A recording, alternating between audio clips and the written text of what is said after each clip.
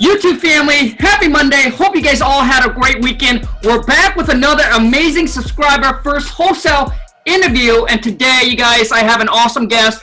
He recently closed his first wholesale deal back in April, his smallest one for $5,200. Went on and did multiple and many more. So I'm going to have him share with you guys his stories, how he closed his first wholesale deal, and hopefully this will inspire and motivate you guys to keep going, keep pushing, and that this business is possible for anybody that's willing to put the work in. And he's from Oklahoma. So you guys put your hand together, smash the thumbs up. Welcome, Graylan. What up, buddy? What's up? How's it going? Very good, man. So you work in two markets, Oklahoma and what's the other one? Colorado. Okay. Yeah. But right now it's mainly Oklahoma? Yeah, I haven't actually started in Colorado yet. I live there every other week, but so just wholesaling in Oklahoma right now, though. Gotcha. Yeah. Man, Graylan, I am excited to be able to, get to listen to your stories. And for those of you who don't know, this is like raw as it can be. We don't practice. I don't send any kind of questionnaire or anything like that. This is just straight up from the heart. So hopefully you guys will be able to enjoy this interview. And if you do, show our guests some love, smash the thumbs up, subscribe to the channel if you haven't already. Graylan, let's jump right into it, man. Share with everybody. First of all, I want to know get into a little details about your story, your background, and kind of where you're at, and then what makes you, what makes you lead you into the wholesaling business. Sure, no problem. So I've been in the advertising and marketing industry since 2003, and I'm always looking for other ways to make money. If there's money to be made, I want to be the one that makes it. So that's kind of what I do. So I was just up late one night in August, actually. I had to correct you on that. You said April a minute ago. My first deal actually closed October 3rd or October 4th. So just to back check on that a little bit. But so I did stumble upon your YouTube channel in early August, just up late. It was like 2 a.m. And I have no idea what I was even searching or looking for. I'm always looking for something, I don't even know what it is. I'm just looking. So I came across one of your videos. I can't even tell you which one it was because I've watched, hundreds of them by now or whatever. But so it was about 2 a.m. I found this wholesaling thing and I was intrigued right away, and obviously I subscribed right away. I was like, man, that's not enough, It was like an hour-long video or something, I think. And I wanted more. So, I just kept watching. I probably stayed up till maybe 6 a.m. and then watched it through the whole next week. It was pretty much all I did. I stopped pretty much everything else in my life and just watched your videos and others too. But yeah, mostly yours. So yeah, it was cool. That's where it all started. Dang, man. So now, Graylan, was my video the first video that you step upon, or was it some other?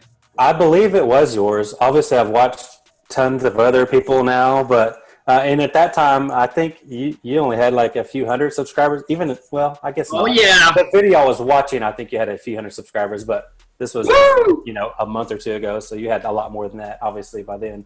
But I just remember you mentioning in the video, I'm up to 300 subscribers or something like that. So, yeah, and that was just a year ago for you, I think, around that. But, so my background really is just marketing and advertising, and started my own, marketing agency in 2011. So when I stumbled across your video about wholesaling, I was like, man, this is just, it seems like it's just sales and marketing. That's all this is. And that's what I do best. So that's why I'm like, I got to do it, Awesome, man. So, so Grant, I guess where were you at financially? Like if you don't mind sharing with people, I kind of want to know where you're at. Like, what's condition of your lifestyle at the time? Sure.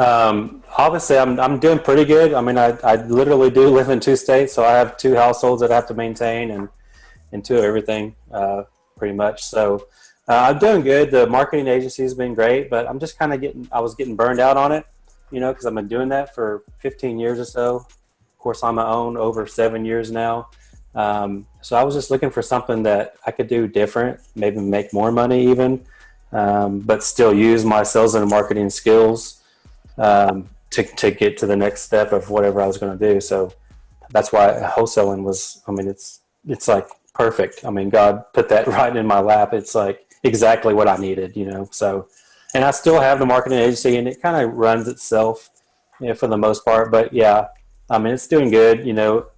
My best month ever was probably 50 grand in this whole 7 years, in revenue. That wasn't all profit, but probably, 30 to 35 in profit. It's probably my best month. But yeah, first month in wholesaling, killing that. So there's no stopping me now. I'm just getting started, and I fully intend of doing a whole lot better. So awesome, man. So Graylan, so the time that you discover wholesaling to the time that you closed your first deal, how long did it took you? So from the minute I discovered it to when I closed the first one, well, when I did the first contract, was about 30 days or so. So basically, after I watched your videos for a week or so, my company does websites, so I had a website created, logos done, all that. I wasn't necessarily doing that first. I also bought a list in the meantime. I went ahead and bought bandit signs. I only did 100 of them. But the list I immediately mailed, in which with the mail house that I use, it took like a couple of weeks before that even got out there. So by the time those hit the mailbox, it was probably like mid-September when those actually hit the mailboxes. So yeah, I had 2 deals. I think I lucked up just in that last week of September. I think around maybe the 20th or somewhere in there. I was actually in Vegas whenever I got those calls. I'm like, hey, I got to take these calls. These are, motivated sellers potentially. Yeah. So yeah, I took the calls, when I got back to the hotel room, when we had a little break in between shows or whatever we were doing, just me and my wife there. So I got 2 of them locked up right then. You guys, talking about massive action taker, Graylan here is a great example.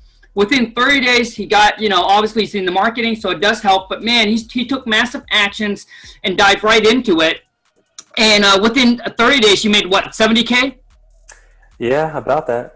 That's about what closed in October. So, through September to mid-October is when I got about 8 deals done and buyers, signed. So yeah, about 70 closed in October. Bro, dude, I want to say congrats, man. And that's to me is extraordinary results, dude, because that's absolutely amazing, man. Thank you. So, thank you for real, because if it wasn't for your channel, I probably would have never even found this, so. Hey, you know what, man? It's been good. You made it happen. You made it happen, man. You did it. Credit all to you, bro. So, Graylan, let's get into let's share with everybody your first wholesale deal. Obviously where the deal come from, meeting the sellers, and leading it all the way to closing. All right, yeah. So that deal, it was just a generic absentee owner list, which I've found better ways to do lists now, but that's what that list was, just a flat absentee owner.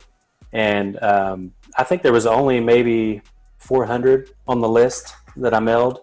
So I mailed letters, and I used the mail house, like I said, and I used like the yellow letters with just a basic generic format, we want to buy your house type of thing. So, it generated some calls first week or so, it was just getting calls, but a lot of them were, people saying, hey, why are you calling me? Or why did I get this letter? Take me off your list or whatever, which is cool. I was fine. But then, that second week, I happened to get a couple of other calls that actually turned into deals. So, yeah, it was awesome. So learned a lot along the way for sure. So 400 names from absentee owner. Yep. You use yellow letters. Yep. To send it out, just a genetic yellow letter. We buy house, pay cash, all that. Mm-hmm. So from the 400 names, is that where you got your first deal? Yeah, from that deal, yeah. In that deal, I made $5,200 on my first deal, which is the lowest one so far. So yeah. Awesome, man. So could you kind of share, like, what's the reason the seller's selling, the basic conversation with you and the seller? Yeah, so this was kind of weird. It's a tired landlord, so he's got like 7 or 8 houses, and his girlfriend actually called me, wanting information. So I was like, okay. She was like, well, he works a lot and he's not, able to talk, so he wanted me to reach out. So I'm like, that's cool. So I just texted back and forth with her, via call rail text. So we went back and forth for probably 2 or 3 days. And I never even did talk to this. I never even met the guy till probably a week or two after we closed on the house. It was just all through his girlfriend. So just negotiating back and forth on one in particular they were ready to get rid of. And it was a great house. It was a brick house in Midwest City, which is just a suburb of Oklahoma City. And so just a 3-bedroom brick house. And it was previously like a Section 8 type of rental. So they were getting good rent on it. But I listed it high. I only had 18 buyers on my list at that time. I just met them through like the local RIA or whatever. So my first deal was closed and I had 18 people to blast it out to. That was it. So I did, and I had 3 or 4 interested. A lot of them didn't like it because it was kind of not the best part of town over there, but ended up closing the deal with the guy. And of course I came down a little bit on the price, but yeah, it was good. Awesome, man. So the phone call that came in, the girlfriend called in, or did she text you? She actually called first, and then all the other negotiating was all via text. Nice. We never spoke on the phone again after that. It was all text. So yeah. Dude, awesome. So she calls in from that on, kind of try to chat with her a little bit, gather all the information, and negotiate through text message. And now you haven't seen the house. At that time, no.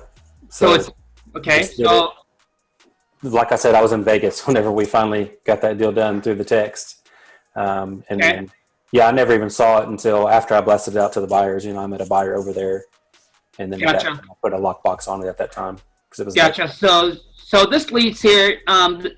He was a tire landlord and wanted to sell the property. The property is currently rented out for Section 8. Previously, not currently. It was currently vacant. But Section 8. So yeah. Gotcha. At the time, it was vacant.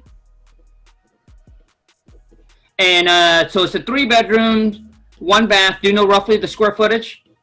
I think it was only around 900 to 1,000, somewhere in there.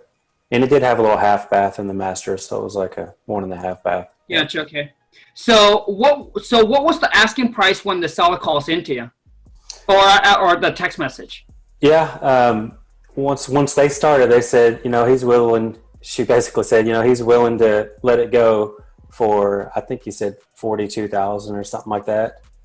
So, I think I was like, well, that's a little high with the work that needs to be done, and it needs a new roof, and this and that. So I was like, I need it closer to 30, to make a deal. And, they were like, yeah, we can't do that. And, after a while, she was like, we could probably do 38, And I went back. I was like, well, here's my best that I could actually probably give you is, probably 32. And then, after a couple of days of just going back and forth, I never shot another price out there after that. Just kind of talking about, the comps and different things like that in the area. So we finally settled on 33.8 is what I got it locked in for. 33.8. Now, 33.8. Now, Graylan, what did you estimate the ARV is at the time? I think the ARV was like 62 is what I was estimating. Okay. But I found out later that was probably high just because of the area. Gotcha. But there were comps that supported that, but most people disagreed with it, because it wasn't the best part of town. So gotcha. Yeah. So you estimated 62K, and what did you use? So what formula did you use to, I guess people would like, well, how do you know? And what do you estimate the rehab? Well, Let me ask that. At the time, he already had carpet already in there. It just wasn't installed. So he said he would install that before it was done. And he had a new screen door because the other one was pretty busted up that he was going to install. So after he did that, I was just like, man, it just needs paint and a roof, That's pretty much it because he's going to do those little minor things. So that was really kind of what I was banking on was maybe 6,000 to 7,000. And that roof is small. You could probably actually get that done for maybe 3K, But I was just kind of banking on 6 to 7, just overestimating a little bit. Gotcha. So you're estimating just paint and a new roof. Yep. Based on the conversation you had with the seller. Yep. How did you come up with the rehab cost? Did you just take a guess or what? It's kind of a guess, yeah. Just because I kind of know some of that because of my sales and advertising. I've dealt with painters and roofers, those type of people because I sell, to small business owners advertising. So kind of had an idea. That's why I kind of figured maybe 3,000 would probably get it done. But, if somebody's not using the cheapest people, it might take Right. 6, Gotcha.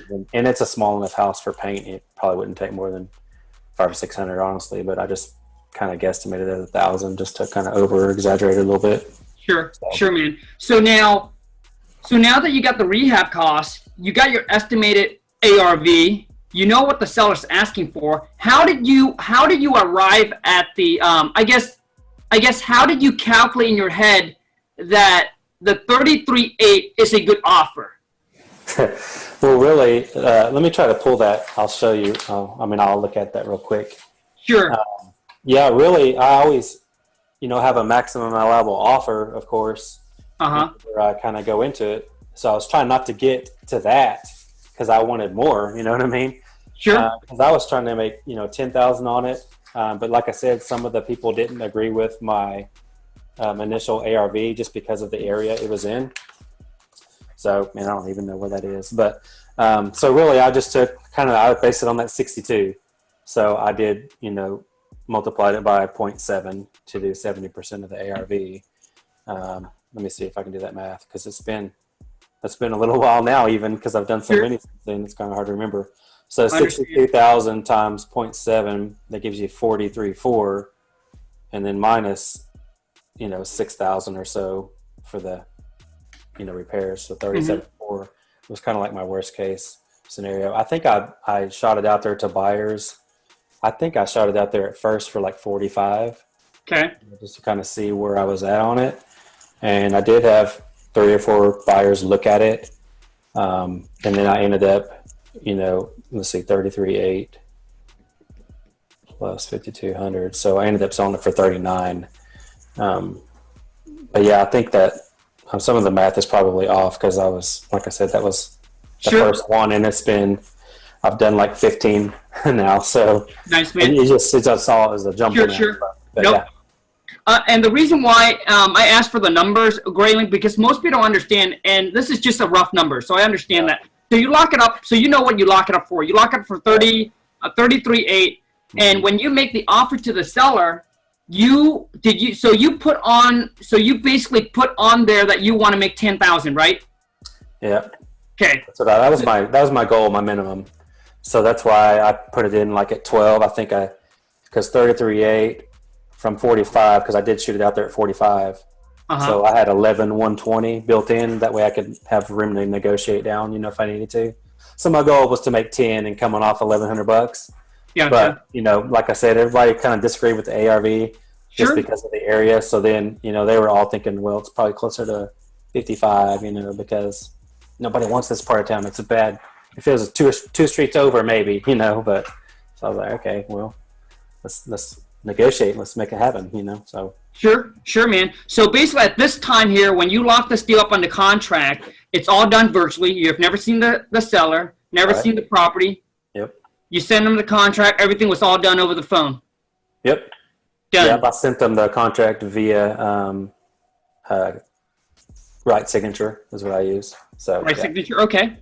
RIGHT. Yep. Right signature, okay. For those of you guys, it's just like DocuSign. Yeah. Cool, man. Yep, that's what we use, DocuSign. Now for earnest money, how much did you put down? $10. Okay, for those of you who are worried about earnest money, I hope you guys have $10. If you don't, man, that's a problem. I know. Hustle for that $10. It's $10. That $10 turned into a $5,200. That's right. So you got the earnest money with the seller. Now let's talk about the buyer. So you sent it out to your 18 buyers. Yep. That you found from the local RIA. Yeah, right? It's actually before I even went to the RIA. There's another group for it's called Wholesale Deal Makers or something like that in Oklahoma City that I found on Meetup. So I went to that. That's where I found most of those buyers. And then I found out they had a Facebook group, so I was kind of like reading some of the old Facebook posts because people would put their emails, for houses that they might be interested in. So Right. that's kind of how I came up with the 18 right then. Yeah. Gotcha, man. So you sent it out to the buyer for $45K. How Right. long did it take you to so you said about a couple buyers was interested in it. Yeah, I think I had 4 that actually came and looked at it. Okay, so you got 4 buyers that came and looked at the property, and since the property is vacant, when you set up the showing with the buyer, how do you coordinate that? Well, the very first one, I set a time to meet him, and this was when I was flying back from Vegas. I was like, okay, well, because I shot it out there while I was there, so I literally had buyers there in a couple of days, So I was like, well, I land at this time, so let me meet you over there at this time. So we met. I bought a lockbox on the way there. Just stopped by Home Depot or Lowe's or something. Met him there. I actually got there a little earlier, so I was able to go ahead and put the lockbox on there and everything, which I didn't even. You know what? I didn't even have a key yet, so I think that's what I did. I think I met the seller when I landed from Vegas and got the key from him, and then I had an hour later that the actual buyer was going to meet me there. So that's what I did. Then I went to the house, put the lockbox on, waited there for the buyer to show up. So, yeah. So Yeah. once I had the lockbox, I just said, hey, it's got a lockbox. If you want to check it out, go ahead. So I only met that one seller there. Cool. And they're not the ones that ended up buying it either. So. Gotcha. So you put a lockbox on it. Mm-hmm. Met up with your first buyer. Now, how many buyer did have to walk through the property for you to find the buyers? Just 4 of them, and actually the one that walked through it the second time is the one that ended up buying it. And of course, we negotiated. Almost all 4 of them actually gave me an offer, but they were low. I'm like, no, that won't work. We'll have to come up at least to. I was trying to get low 40s at least because I sent that out for 45. Then after about a week and a half, maybe close to 2 weeks, I started thinking, well, I guess I'm not going to get my low 40s at least. So that's when I just went and talked to the other guy that seemed the most interested. I was like, well, can you do it for 40 even, So after going back and forth a little bit, he was like, oh, I could probably do 37 or something like that. We finally landed on 39.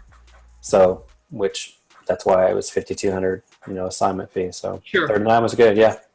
Gotcha, man. He had actually never dealt with a wholesaler, but he kind of knew how it worked. So he was cool with the $5,200 fee and all that. It wasn't an issue when it was on the, assignment agreement. So Gotcha. So basically, you came back, negotiated on the second buyers, and had to lower your price because you weren't getting bites on the price that you sent out. Yeah, and it was my first one, so I was kind of like, I was scared, I'm like, okay, I've already had this for almost 2 weeks now, I got to get this sold. And I think I had it locked up for like 40 days or something like that.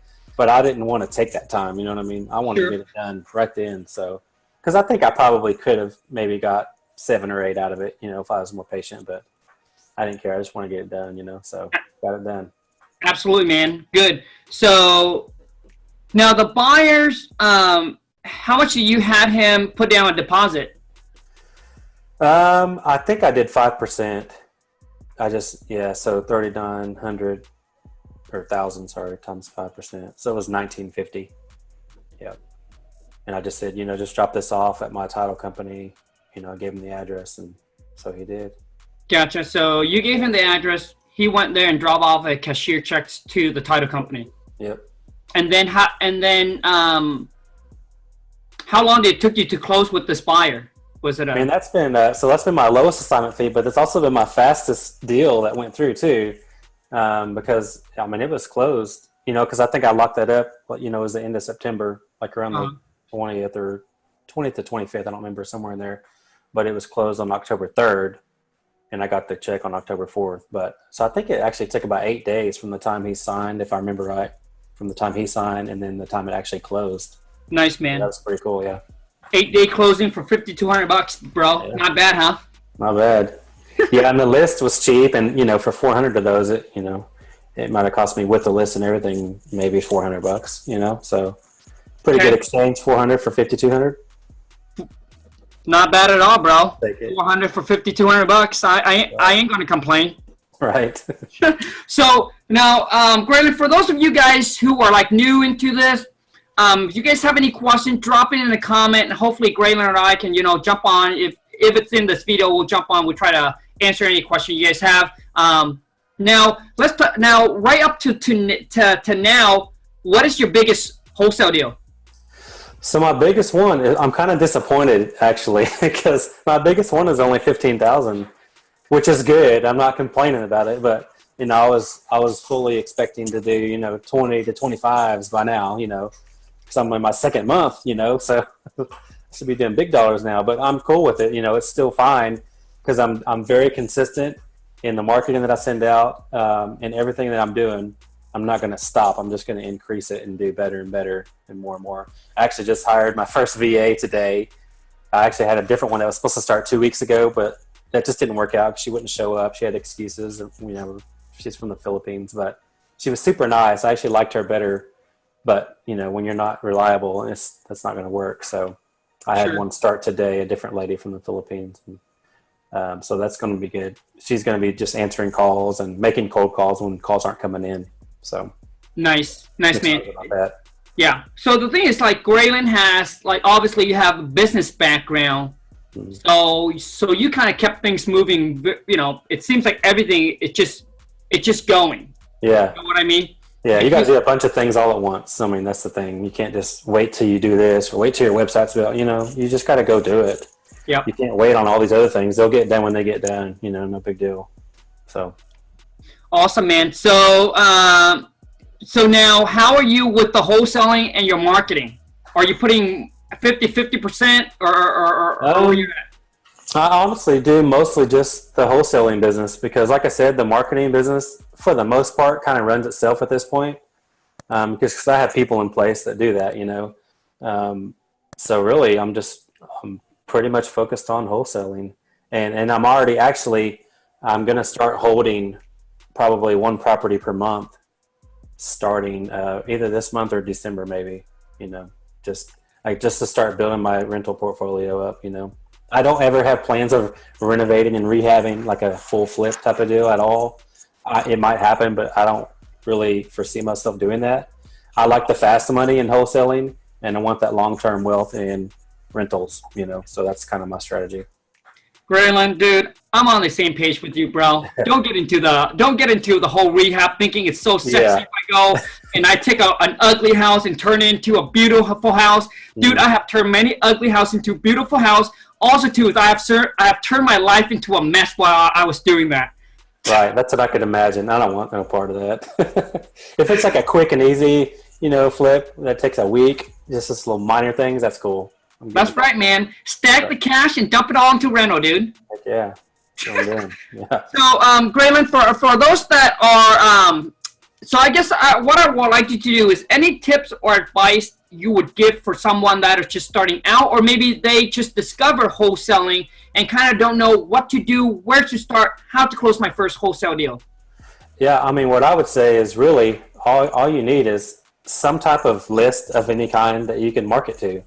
Whether that's you drove for dollars to get that list and you're calling them, you found the phone numbers yourself and you're calling them, or you have a few $100s, you can actually buy a list. And, you could even handwrite the letters if you bought the list, if you can't afford to mail them yourself, because you can do that a lot cheaper. A stamp is 50 cents and an envelope maybe 5 cents. So you can do that for 50, 60 cents.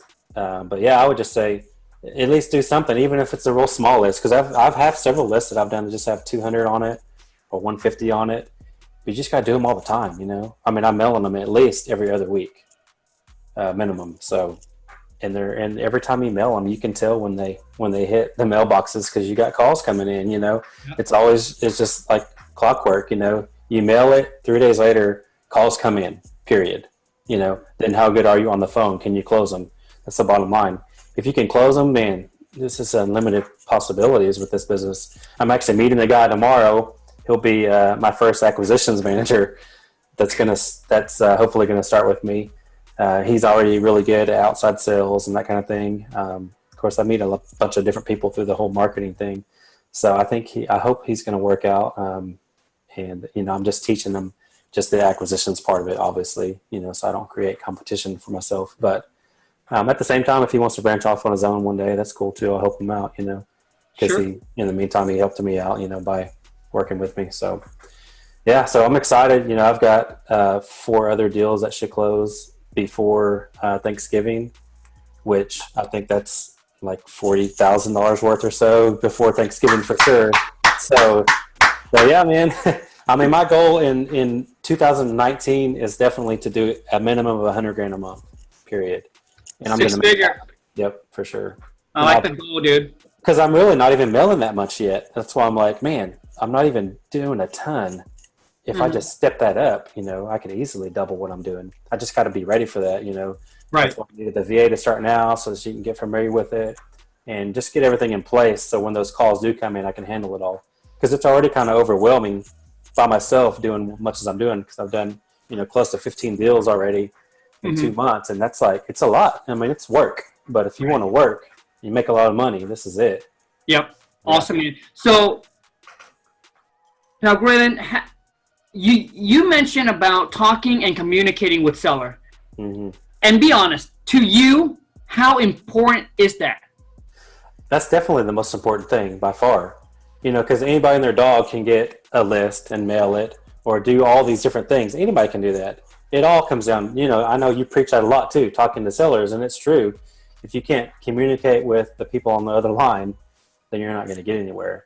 So really, if you have any kind of sales experience, obviously that's a plus, but it's still not necessary. If you can just learn to communicate, and you learn as you go, you get better every day. I mean, I've learned a ton in 2 months already, and I'm still learning. I know I have a long way to go still, but that's why I'm feeling like my assignment fees are getting bigger and bigger too. But just because I'm learning the business better, even with the buyers, and so you're negotiating twice. That's why I love it, because I love the whole hustle of negotiating and back and forth, type of thing. You get to do it twice in wholesaling. So negotiate with the seller and negotiate with the buyer. So, man, it's awesome.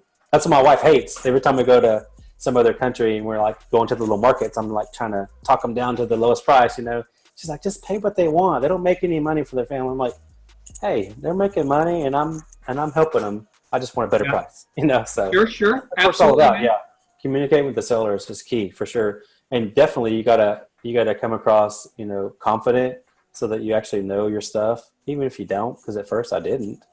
But I was confident in what I could find out if I didn't know it, you know what I mean? So I just did it, man. And I was obviously nervous when those first calls I was like, this is my first call, it's coming, like, what am I going to do? I'm like, I got to get my script. I was like at a store or something, got to run to the car and get my script.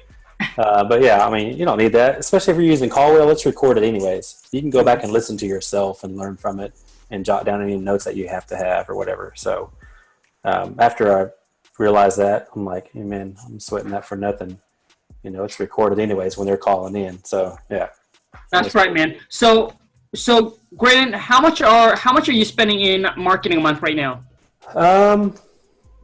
Probably the first month, I think I spent maybe $2,000 maybe total. Okay. That was between the bandit signs, and I sent probably 4 or 5 different lists out that first month. Okay. So all in was about $2,000 probably. And and it's probably less than that, just because I think I included like the cost of all the setup for Podio. I think I included all of that. So it was probably closer, because I paid for other things, so people helped me do the Podio and stuff too. Right. It's probably closer to $1,500, honestly. Okay. Just on all the mailings and bandit signs. And how much did you spend this month or last month? That was my first month. So technically that was September marketing wise. Okay. So in October, I probably spent maybe $2,500. Okay. Because I did send, obviously I sent those same lists, but I bought other lists as well. Okay. And I was just doing letters on those as well. Okay. And so the thing is on the letters, after I did that first one that did the mail house, that's actually the only one I did through mail house. I'm like, man, I can't wait on them. I want to get this thing out now. I'm going to do this myself. So I went on YouTube University, not just for wholesaling, but I learned how to do mail merge and all those things, because I have a commercial printer at my house in Colorado. So I'm like, okay, so when I'm there, I'll do my marketing when I'm there, and I'll do my wholesale deals when I'm in Oklahoma. That's kind of what I've been doing so far. But I actually just bought 2 lists for Colorado today, so I'm going to start wholesaling there within the next couple of weeks. But so I learned to mail merge, and I bought bulk envelopes online, like bought like 6,000 of them, and all the bright colors, all the rainbow colors. Like I'll show you a few. Yeah, it's always like they got to be bright and crazy, you know, so people notice them and they open them. But they're just the standard, you know, number 10 envelopes. But yeah, and also the first ones I bought were like you had to lick them. I'm like, I'm not doing that anymore. That's a lot, a lot to fold and lick, you know. So then I bought the kind of are self-adhesive. You don't even have to pull the strap off. It just already has the film on there that they just stick together when you close them. So that's what I've been doing recently. Yes, it's a grind and it takes time, but we just after dinner, we just sit at the dinner table and do it for an hour and you're done. You know, you got a couple thousand of them finished. So that's been good, you know, sending them out myself. Obviously, I'm saving money because I think that cost me 70 cents compared to, I think I was paying $1.40 to have them do it and waiting 2 weeks, do it myself for 70 cents and send it out the next day. You know what I mean? So that just made more sense for me. I'm probably leaning towards going back to the mail house, maybe find a different one that's a little quicker turnaround. Sure. Because I don't really have time to mess with that. Probably now that I'm making a little money from it. Sure. It's worth $1.40 or whatever to me, if they can turn it around quicker, you know. Sure. And well, let me see here. I want to point this out really quick here. Earlier, Graylan said, you know, it's a grind. You got to put in the work. You want to see the results. Some of you guys put in a month, 2 months, 3 months of work, and you guys like, this is too much. Well, dude, you're working for a company 8 hours a day, and you're willing to work for somebody 8 hours a day, whole entire year, and you're complaining about working for yourself and creating your own future. And think about it. If you put 6 months of work into it, one wholesale deal could be your entire year of income. I used to make $30,000 a year, and now one wholesale deal could be, you know, it's like 25, 30,000 when we have done over 6-figure on one wholesale deal. So most of you are like, you know, you're putting in 4 or 5 hours trying to do this part time, and you're feeling it's too much, but you cannot afford to not do it. Otherwise, you're gonna be working for somebody else 8 hours a day for the rest of your life, right? So which is worse, you know? Putting in that 4 or 5 hours and keep going until you can succeed at this business, and then that way you can leave your job and actually go at this full time, and you know, instead of not quit. If you quit and then you end up working for somebody else forever, man. You know? Exactly. I've even met people already that have already quit before they started. Basically, you know what I mean? Like that I meet at some of these meetups and stuff. I'm like, yeah. I mean, it's like 2 months later, and they're like, yeah, I think I might buy a list now. I'm like, what are you talking about? We're like, I met you 2 months ago. You were starting. You haven't done nothing yet. You know, I mean, that's all it takes is take that step and do it. Yep. Yeah, just do it. But they are okay with working for somebody else for 8 hours a day. Yeah. Right? Crazy. They complain about it, but they still go and do the work. Well, dude, if you're going to complain about being an entrepreneur, creating your own future, creating your own business, and trying to succeed at this wholesaling houses business, complain, but keep going, man. Just keep going. Just think as if you are going to another job. Oh, you know what? Yep, I've got to go to another job now. This is going to be turned into your own job. Mm-hmm. You know, eventually you're not going to work for somebody else, man. Yeah, that security is what holds people back, because they have the security of that guaranteed paycheck and their benefits or whatever it is. But man, if you just did this wholesaling thing 8 hours a day, like you do your job, there's no way you can fail. I mean, if you're actually doing this 8 hours a day, there's no way. And you make a whole lot more money. I don't care what you're making. I don't care if you're a doctor, you're going to make more money if you do this 8 hours a day, for sure. Hands down, agree, man. So right now, Graylan, you're doing pretty much direct mail and bandit sign? Yeah, I never did the bandit sign thing consistently, so I've never done a deal from that. Because anything you do, it's got to be consistent, obviously. Yep. And I just can't. It's too much for me to try to take it on, try to pay my kids to do it. You know, they don't really want to do it. They'll go do it for an hour, and they got 15 of them out. I'm like, that won't work. So hopefully, I'm talking to this guy tomorrow. That's going to be the acquisitions manager. Yep. I'm going to offer it to him if he wants to make extra money. I'm going to see if he wants to do it for $1 a sign. You know, I'll just tell him he's got to do it on Fridays. Cool. And, that way they last through the weekend. Yep. So primarily, what I do is my direct mail letters. I did my first postcard last week to a tax delinquent list. Nice. 3,500 on that list. And postcards are a lot cheaper than letters, even doing them yourself. But at the same time, I think letters are just different because most people do postcards. So I do love the letters. I won't stop that, but I'm trying to just rotate now. Letter one week, do a postcard the next, and just kind of rotate them back and forth with different messages and looks. Nice. So yeah, I did my first postcards last week. Tax delinquent list. I got 2 deals off of that. So that's been good. Those hopefully will close this month also. But I have a direct mail magazine here in both states, actually, in the communities that I live in. So I actually have ads. I actually have the back cover of my magazine here in Edmond in Oklahoma City. I'll show it to you real fast. Hold on. Sure. Okay. Also, too, is Graylan, what mailing company are you using right now? So I actually, that mail house that I use, I think was Yellow Letter HQ, maybe. Okay. They're the ones that took like the 2-week turnaround. I'm like, man. Sure, man. So hey, Graylan, the reason why I asked, dude, is I am going to share with you right now, bro. Thanks for coming onto the channel, dude. I'm going to share with you right now which one we're using, and hopefully this will be better than what you're using. Yeah. Here's that ad I have, the back cover of the magazine. Bro. And I got 2 deals from this, honestly. So I made $25,000 my first ad with this. Dude, of course, it's free for me because it's my magazine. So, but that's in 30,000 mailboxes here in my community. So. Nice, dude. Nice. Yeah. So, I just shoot that company over in a text message for you now. Graylan, do you do any PPC? I don't. I do SEO. Okay, my marketing company does SEO. So I'm not ranked high yet, but I am. Okay. From 0 to already like the second page on some words. I'm thinking about the pay-per-click though. I don't know. Thinking about it.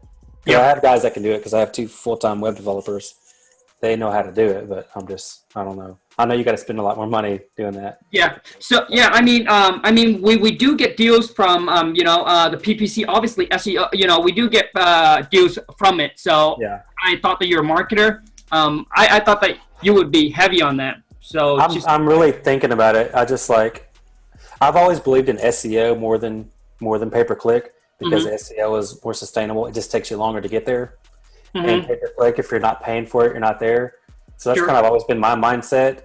For my company, even we pitch SEO instead of pay-per-click, just because it's long-term, as opposed to you're there when you pay. But I'm still contemplating on the pay-per-click deal, so we'll see. Sure. But right now, I do Craigslist ads, obviously, and I do have some Bandit signs, which I haven't got a deal from, and I have my magazine, and then just the regular direct mail letters and postcards. So that's it. Awesome, man. No, I absolutely agree with you, dude. SEO, long-term, PPC, just pay-per-click. Right. Absolutely agree. Now, Graylan, dude, I want to say, dude, all the things you have done, you're such a massive action taker, dude. You really represent that, and I just want to say congrats to all the success that you have gotten from wholesaling, and also to obviously, I wish you the best and continue on much more success, dude, and just keep me posted. Before we wrap this up, Graylan, if someone want to reach out to you, it seems like if you guys need help, if you guys are in Oklahoma, and it's going to be up to Graylan if something he wants to help or not, if you guys want to reach out, connect with Graylan, how can someone connect with you? And also, too, is some final word to wrap this up. Yeah, so I do have a Twitter account. I'm not very active on it. It's GT@OKC or GT in OKC. So I actually check my messages, but I'm not active. I don't post on it necessarily. But Facebook Messenger, man, I'm on that all the time. So anybody can hit me up on that. Just search my name, Graylan Stewart, and I'm on there. So I'll be glad to help anyone out. That's what I think it's all about is helping each other out because that's how I got started watching your videos. So nice, yeah, man. Graylan Stewart, GRAYLAN Stewart. Last name Stewart, STEWART. Yep. STEWARET. ART, yeah. ART. Yep. Obviously, you guys know my spelling, Brand. That's right. Awesome. Graylan, hey, thank you so much, man. Last word, anything, any inspiration, motivation word, anything you want to say, wrap this up. But I would just say, man, if you're contemplating on doing wholesaling or not, I'm telling you right now, it can change your life if you're willing to do the work and just to get it done, Don't think about it and don't just do the analysis paralysis thing or whatever, watch the videos for the rest of your life and one day I'll do it. No, just go do it. Once you have the basic things down, just go do it, and you'll learn as you go. I know that sounds scary because you're learning as you go, but hands-on learning, that's how people learn, you know, not just from listening and watching all the time. So doing it is how you'll learn it. Yep, man. Agree. And also, too, you guys, if you don't start now, let's just say if you don't start today, I'm not talking about tomorrow, right? Right when you watch this video, you'll be like, Khang, I'm going to start tomorrow. No, you're going to take action and start today, because if you don't start today, you're going to wait a month later. Let me tell you, you're already a month behind, all right? And let's just say that you already started, and then all of a sudden you give up. Guess what happened? A year later, you're going to watch my channel, and you're going to see someone else close their first wholesale deal, and you wish you would have stuck with it. Mm-hmm. And then, you know, so basically, if you don't want to look back a year from now and be in the exact same spot, and the only way to change, you know, you can't change your past, but you can definitely change your future, right? And to change your future, you first must need to make a commitment, and you just need to stick with it. Make a commitment, take massive action, and just stick with it. And you don't want to look back and regret, because times go by like that. You don't want to look back and say, oh man, I wish I would have started a year ago, or I wish I would have stuck with it. Because you give up, then you end up starting back at 0-1 again. But if you would have stuck with it, eventually you're going to get there. Some get there quicker, like Graylan, and some, like me, it took me 6 months. Some might take a year, some might take 2 years. But the key is to stick with it and taking action each and every single day, whether you're moving forward, like, you know, whether you're taking a big step or a baby step. But the key is just to keep going and keep going. Don't get distracted by other shiny objects. Let me tell you guys, there is no such thing as get rich quick. There's always, let me tell you guys the story. Let me tell you guys the story. If Graylan didn't tell you guys that he was in marketing, it's hard to believe that, you know, to me anyway, if he didn't tell you he's in marketing and has his kind of self-employed and have the salesmanship skill, it's really hard for me to believe that somebody can start out and within 60 days or 30 days can make 70K. It's really hard for me to believe that, because you guys got to understand that when you see that kind of result and you compare to yourself, you be like, man, I've been doing this for 3 months and I haven't seen anything. Well, first of all, do you have any marketing skill? Do you have any sales experience?